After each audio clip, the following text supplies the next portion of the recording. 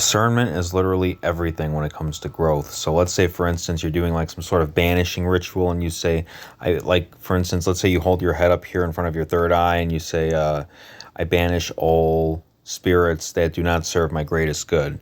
Okay, that might sound good on the surface, but what is your greatest good? You have to ask yourself that. So your greatest good might be your soul needs to sacrifice the life you have now for its growth on its spiritual journey. You don't know what your greatest good really is unless you meditate for hours on end to figure it out. So just keep that in mind, okay? Because I was doing that for a while, energy clearings and saying like, oh yeah, I want to get rid of every spirit that's not in line with my greatest good. I want to get rid of all the dark energy that isn't in line with my greatest good. I would say it in like a command form, not I want, but like it will happen. Like that's sort of like a command. But yeah, you don't know, you really don't know what your greatest good is unless you sit there and meditate for a while. So that would be my advice to everyone here, is just use discernment in all of your dealings when it comes to anything spiritual.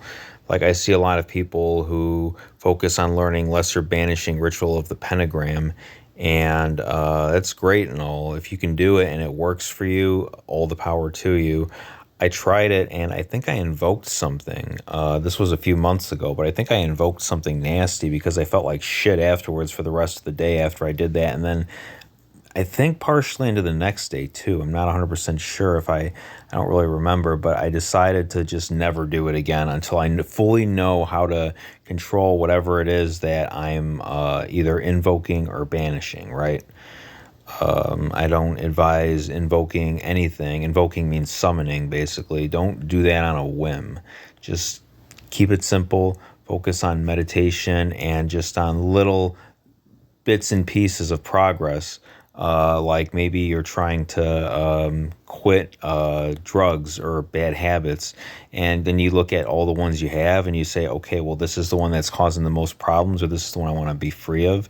I'm going to focus on just this one right now. Don't focus on them all at one time. If you focus on them all at once, there's a guy, and he told me to go to rehab a few years ago, and I told him all the things I was on. He's like, yeah, just go to rehab and get off it all, bro. And I'm like, you are fucking stupid, dude. You are really dumb, because if I gone to rehab, I probably would have died from all the different withdrawals, because it was methadone, benzos, Lyrica, amphetamines, and a bunch of other shit.